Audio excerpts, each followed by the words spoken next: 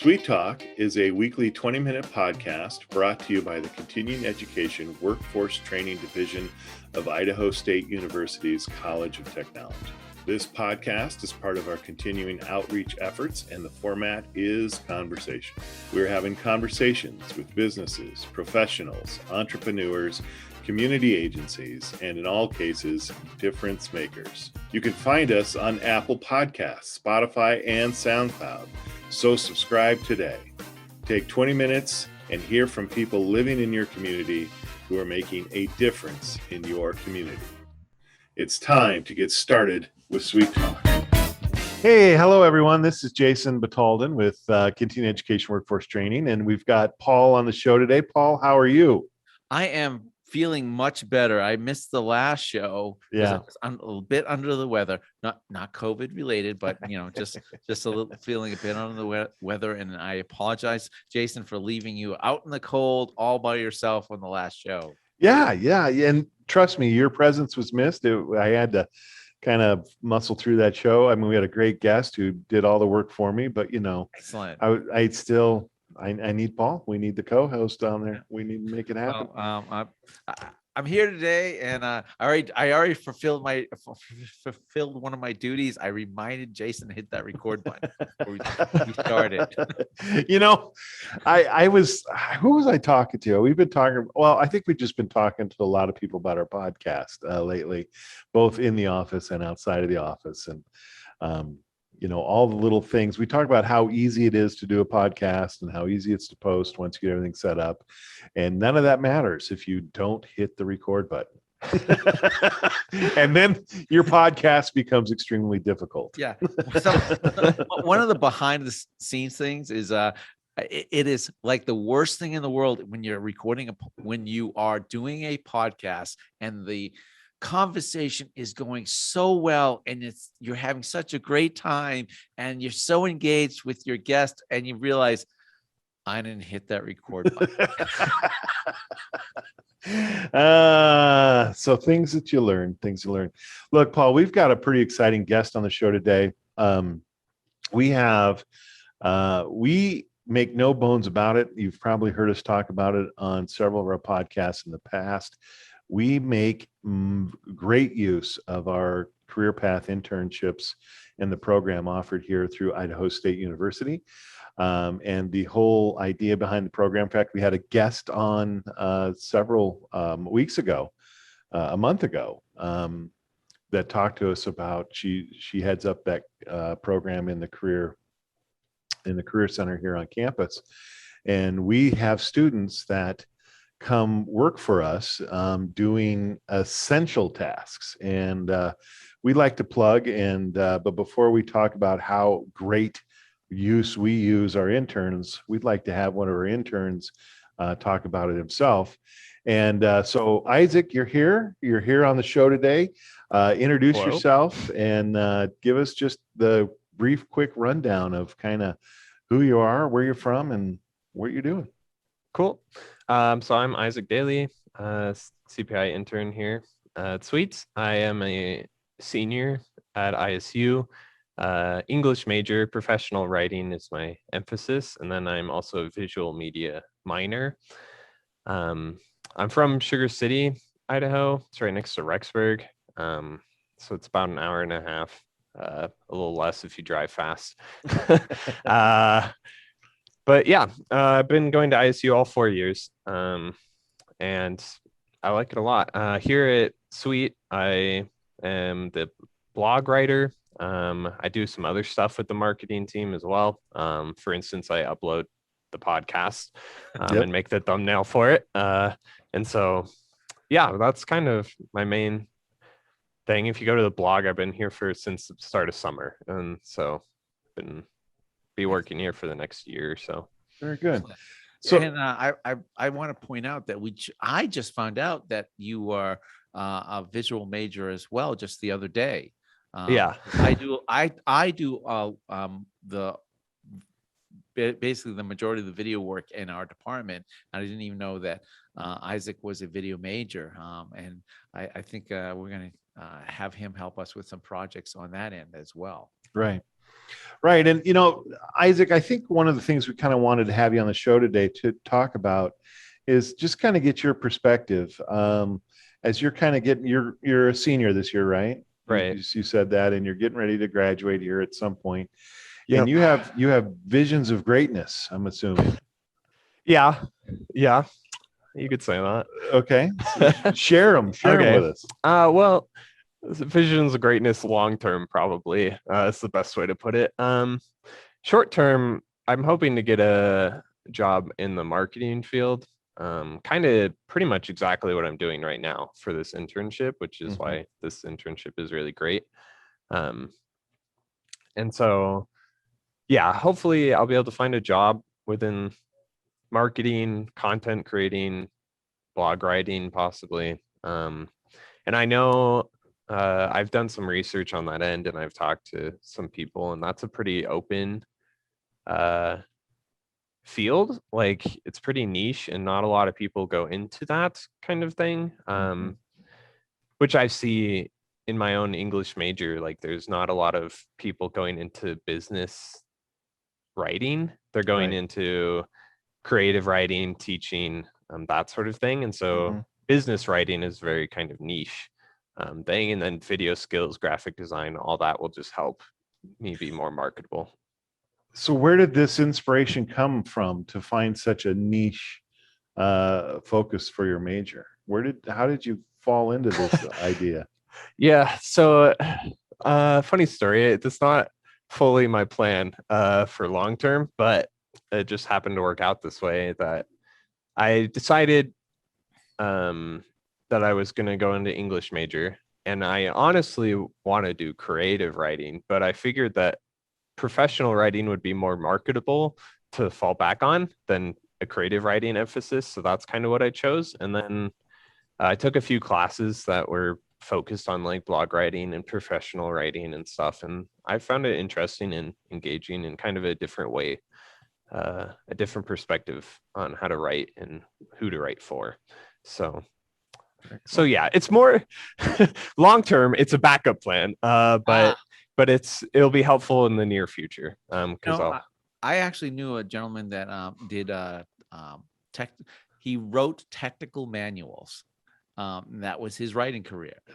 He wrote technical manuals for companies, and then he had a long-term career doing that. Because people don't think about that. That any manual, any booklet, any for large you pick up your stuff from, like, you buy an Apple computer, and if there's the manuals or tech stuff, someone wrote that, right? That's, and there's a demand for that. There is a demand for someone who can actually write concise, technical or even business stuff describing a business. So right, not everyone's going to write the great American novel. Yep. No, it's true. And like, businesses are more and more looking to like tell their story, is the way that a lot of my professors and teachers and just out in the world will put it. Like, businesses are looking for storytellers to tell their story, to market to their audience, because it doesn't really work to just be like, hey, we sell this, buy it, like so yeah, you have to create a personality for a company, basically a presence and who they are, to sell, not just their products, but themselves, make them right. We were talking about this the other day, Jason. How do you get someone to come to your social media? Well, Right. you become the expert in a field. Right. You have your audience trust what you say, and that's creating content. And I think that's why you see a larger demand for writers in business, is so that they have people help them create that presence out there, so that they become leaders in an industry. And that's a great point. And I guess my question kind of back to you a little bit on this is, what other experience did you have with you, Isaac, kind of working with some of the platforms? Had you worked with a podcast before? Had you maintained a blog before, outside of a personal blog? I mean, what kind of experience did you kind of have doing some of these things in the field you were looking for? Sure. Most of it is school related. I mean, I do write on my own, so I have that experience. But yeah, I've taken classes in everything, basically marketing wise that you can think of. I've done video. I'm taking a video course right now. I've done graphic design, worked with Illustrator and InDesign, and Photoshop as well. I've also did a podcast episode, just one episode. That was my entire, yeah, setting up the guest, recording it, editing it, putting it together, Posting it, uploading it. Yeah. Yep. So I did one episode of a podcast. I did some blog writing for a course as well. So yeah, like most of it's school related, which is why I'm glad for this internship, because then I can say, hey, look, no actual real world experience, please hire me, Right. instead of just like, yeah, school. Yeah. Well, So, and I think that's part of what our department offers our interns is our department is kind of self-sufficient and contained. So we have to do on a small scale than what the university does on its own, all the same things the university does. We have to market, we have to write content, we have to create video content, we have to do all this stuff, and the interns are essential to that. And I hope that they are getting the experience of actually working in that real world environment, creating real content that is being seen by an outside audience. Well, and I think that's the point too, Paul, you hit, is that I think, and not to speak for you, Isaac, but I'm just assuming it's kind of nice, even if it's not always extremely positive feedback, but it's nice to get feedback from actual entities and sources outside of the classroom. For sure. I'm assuming that kind of helps just with what you're doing. So, right. Yeah. Very good. Very good. Isaac, I'm curious, going, and I don't mean to harp on this a lot, but I'm going to kind of touch base. You said, you're graduating, long-term goal, work in the marketing field, those types of things. Right. Are you going to continue with school? Are you going to pursue that master's, or are you kind of hoping to get out in the real world right away? Get out in the real world right away. Not a huge fan of school, if I'm being honest. There you go. Yeah, I mean, I might go back for a master's long term, like in 5-6 years or something. But yeah, no, right away, I just plan on getting my bachelor's, going into the workforce is Right kind on. of the goal. Are you looking to stay in Idaho, or are you looking to get outside? Probably not. I would like to leave. Right on. Yep. I don't know. I grew up in Colorado. I like it there.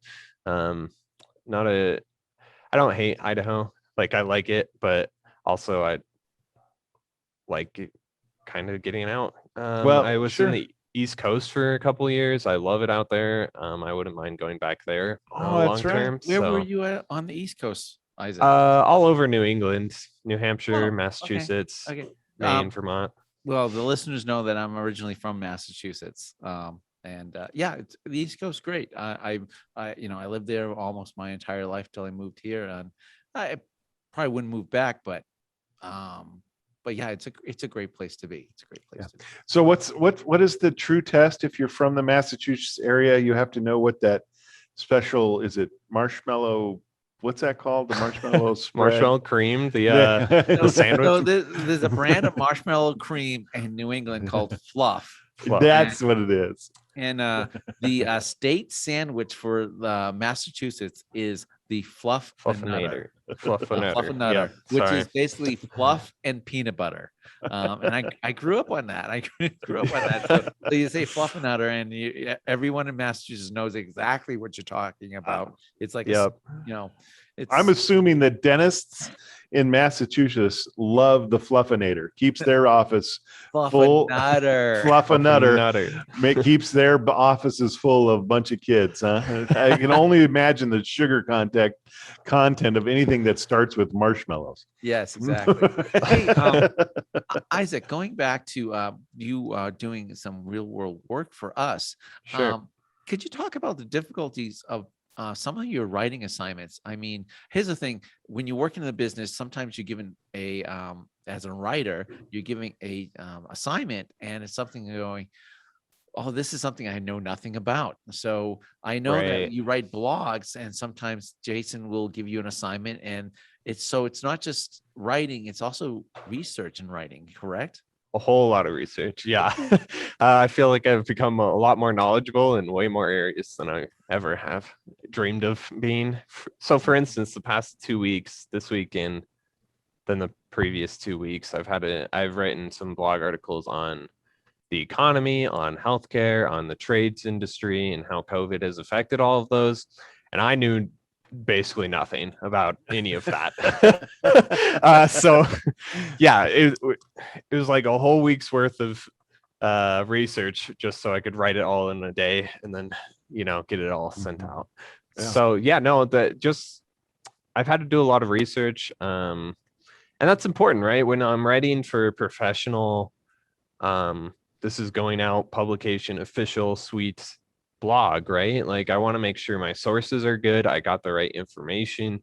I've written it in a way that's not only well written and understandable, but also in the tone of CEWT and kind of the audience we're looking for, right? And so there's a lot more things to think about than if it's just like a school paper that I was just writing for a grade, Sure. So Yeah. Yeah. So on that research portion of that, I mean, how do you even start on that, and then how do you transfer that research into an actual written article? right. Mostly I look for, at least my process is like, I basically just start looking and bookmarking a ton of different pages. And then once I've gotten a bunch of pages, I'll kind of read through them all. And then I kind of formulate in my head the broad outline of the paper already, right? What question do I want to answer? And what kind of topics, talking points do I want to go through? And then I look for those in the pages that I found. And so it's like research helps me write and writing helps me research. Is kind of the excellent. So it sounds like it's a fairly time consuming process. So it can be sometimes. How deflating is it when you present that first draft to Jason and go, this really wasn't what I was looking for?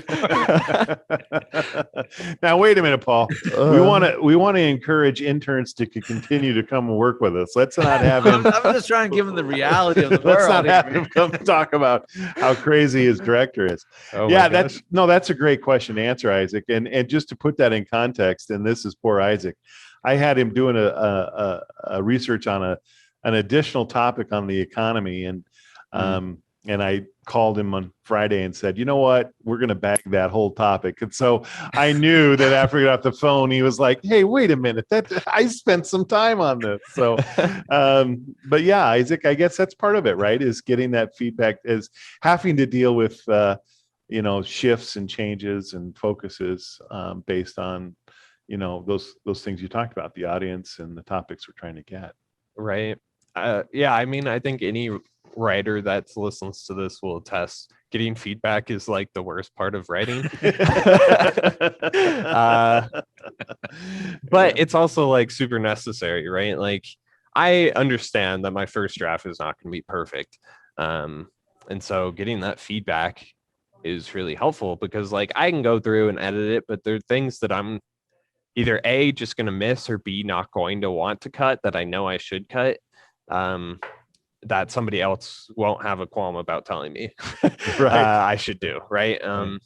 And so, yeah, I think it's good. I do like here at CEWT, right, there's kind of a back and forth communication, right? Jason will look it over, leave comments, suggestions, and for the most part, I'll be like, yeah, okay, and I'll make those changes. But sometimes there's been at least once or twice where I've been like, no, actually, I don't agree with that, right? Like because of this reason or that reason. And he might insist on changing it, or he might be like, yeah, no, you're right. We'll leave it as is. And so I think that kind of back and forth communication is really helpful for me as a writer, and just so we can get it the best article it can be for the readers. Right. Well, and I think you lean on make a nice point there. Get the best article you can be. You know, I'm also doing creative stuff in the department as well, and collaboration is a great way of getting the best product out there. But it is kind of disheartening or gut punching when you worked on something and someone says, "No, that's not," and it's like, so Yeah. I've learned, and I've taught my interns. It says, don't get married to this stuff, Yeah. because if and pick your battles to fight, because Right on. Right. it'll be that one thing where you go, no, this is the thing this is the hill I'm gonna die on. So and so it can't be every hill. Right. It can't be every hill. Right on. Yeah. So, Isaac, I guess just kind of moving forward, it sounds like you've had a pretty positive experience here at CEWT, and I guess with the internship, and we do appreciate that. We appreciate you, and of course, we do appreciate you kind of putting a plug just in for the work that we do here.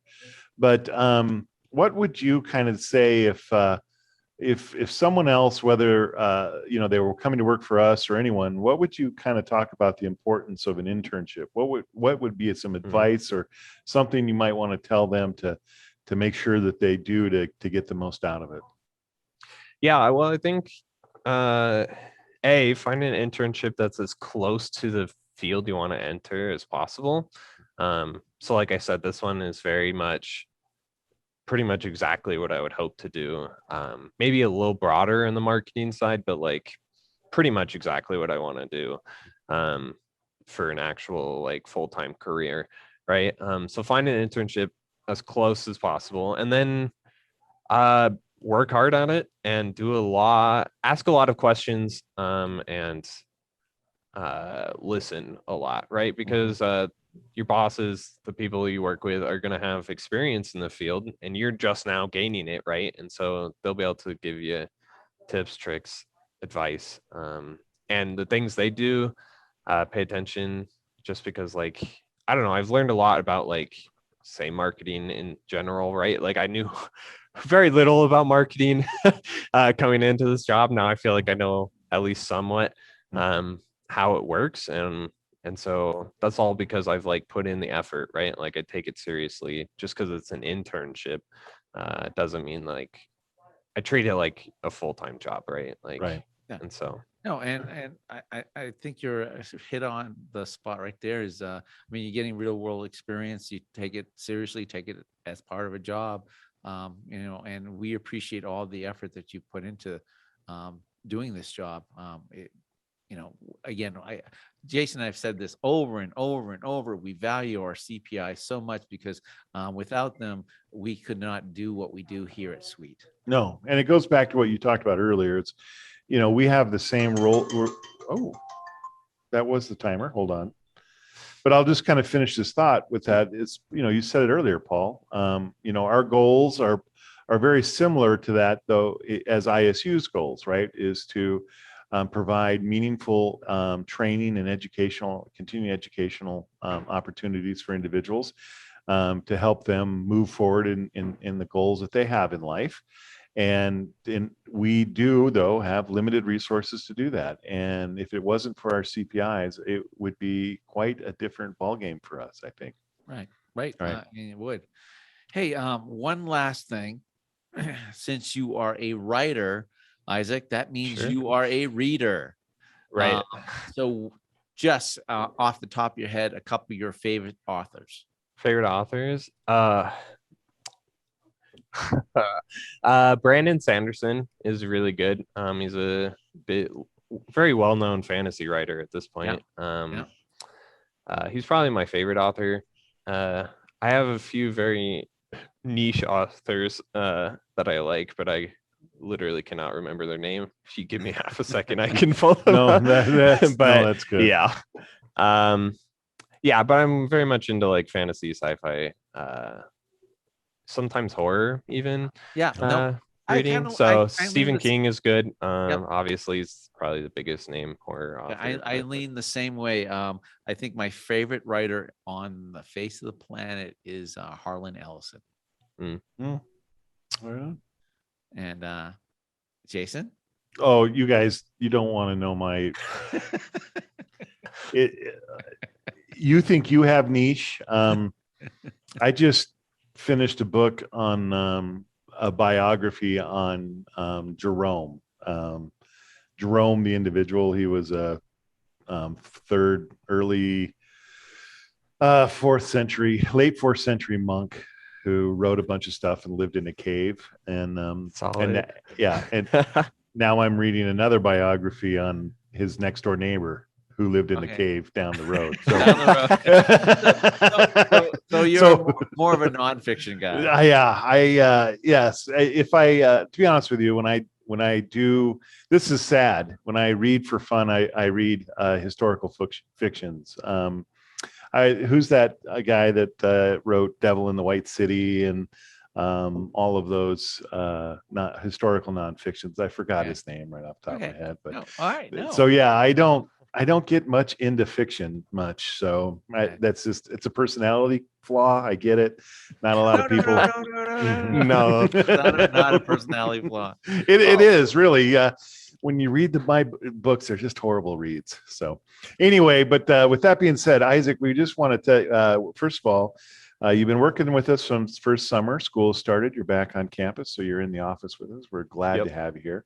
And thank you for being with us today. Do you want to give a shout out to any of the folks, any of the family members while you're here? Just to let them know. That way they have to listen to the whole episode. And we get, see, this is marketing 101. This is marketing 101. Right. We need to decrease our bounce rate. So you have to get all the shout outs at the end so everybody listens to it. Okay. Yeah. Right. We'll just shout out my parents and there you siblings go. Then when they all have to listen to it now. Yep. Also, let's remember that Isaac's going to be finishing up this year, and he's definitely going to be out in the job market looking for opportunities. That's right. Yep. That's right. And if you're interested in anything, please contact us, and we can point you in the direction of the Career Center here on ISU campus if you have more questions about the CPI. With that being said, Paul, if you have questions for us, please email us at cetrain.isu.edu. That's not right. What's our email? Yeah, that's right. cetrain@isu.edu. Perfect. Right. If you want to check out our website, just remove the at cetrain.isu.edu. And then if you call us at 208-282-3372, and just reach out to us. Follow us on Facebook, follow us on Instagram, follow us wherever you do, and continue to subscribe to our podcast. And we can say this almost legitimately, wherever you follow, you can get your podcasts. We're on Apple, Spotify, SoundCloud. We're on Overcast. So we're on a lot of different places. Yeah. Rate and review. There you go. That's a thing too. Rate and review. Rate and review. Rate and review. All right. Thanks, Isaac. All right. Thank you so much, Isaac. Thank you.